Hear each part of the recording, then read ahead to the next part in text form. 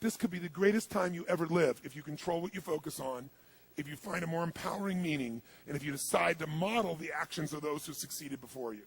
It can be the best financial time, the best emotional time, the best spiritual time of your life, but you better take control of your state. And if you think you're going to do it just by today, you're wrong. You're going to need to get yourself some rituals. Right now, every one of you in this room is controlled by your rituals. I don't just mean this one. I mean every morning you get up. I know your body. I can look at your body right now, and I can guess your rituals. Some of you, your rituals to work out 5 times a week, I can see it clearly. 4 to 6 times a week, it's obvious. Because you couldn't look like that if you didn't do that. Some form of workout. I don't care if it's walking, lifting, whatever. Some of you, it's obvious that lifting weights is part of it. You can see by that man's muscles. I know what his rituals are. Because your life comes from your rituals. If you don't develop the ritual, you're kidding yourself. How many agree with me on this? Raise your hand. Say, I. And there are rituals that put you in state, and there are rituals that take you out of state. You have rituals in your relationship. You have rituals with your body. You have rituals around your finances. And the rituals that worked in the reaping time of fall in the markets and in business and in real estate, those rituals won't work now. If you do the right thing at the wrong time, you get pain.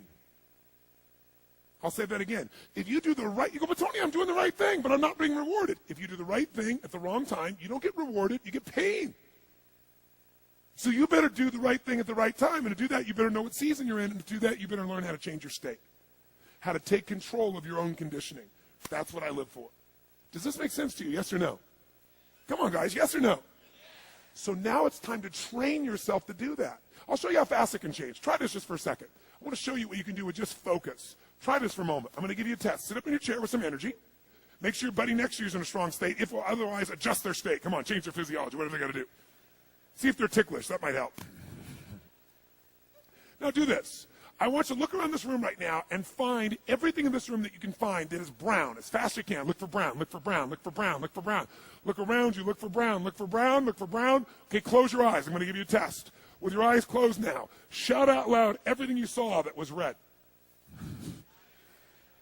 If you see a lot more brown right now than red, say yes.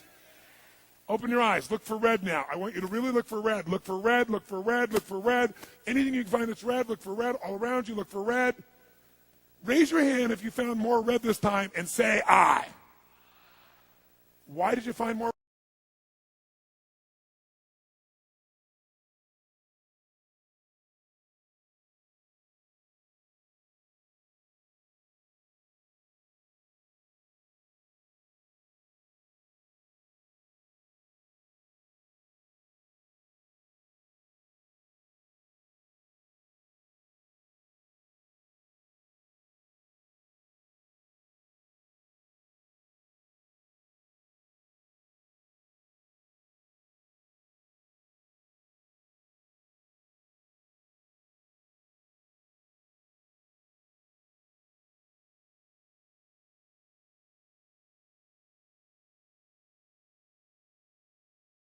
Proud about right now. If you wanted to feel proud, if you didn't feel like I shouldn't be proud, if you wanted to feel proud, what could you be proud of in your life today?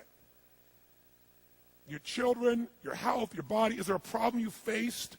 Instead of running from it, you finally stepped up and handled it? What could you feel proud of in your life today if you wanted to feel proud?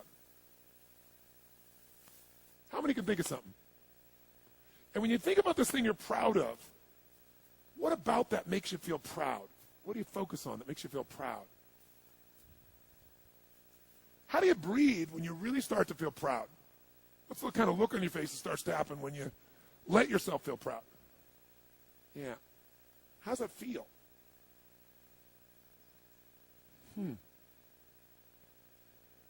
Think of another area of your life. Think of an area of your life that you're grateful for. Or if you go, I'm not grateful. If you wanted to be grateful, what's an area you could feel grateful for?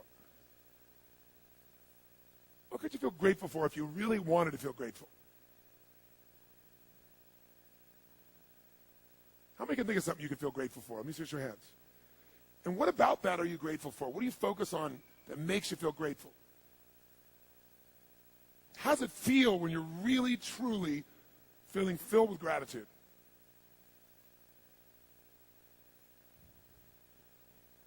Here's one. If you wanted to be excited about your life right now, and you were willing to be excited, you were willing to buck everybody else's trend, what could you feel excited about in your life if you wanted to feel excited? What could you get excited about if you really focused on it and you really took it in? And you weren't in a negative place. What could you get excited about if you wanted to be excited in your life? What could you get excited about? How many of you can think of something you feel excited about right now? Raise your hand. Let me see your hand. Say I. When you're really excited about it, what about that excites you? Or when you're really excited, how do you feel?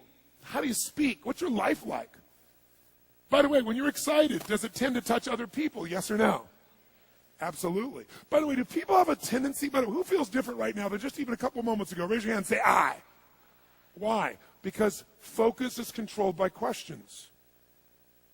If you ask a different question continuously, not once, continuously, you will get a different answer. If you ask a lousy question, you get a lousy answer and a lousy state. Somebody says, why does this always happen to me? It doesn't always happen to you, but the brain's like a computer. Ask it a question, it'll have to come up with an answer because you deserve it, you idiot. Someone will say, how come I can never lose weight? You can lose weight, but if you keep saying, how come I can never lose weight, the brain's got to come with an answer. It goes, you're a pig.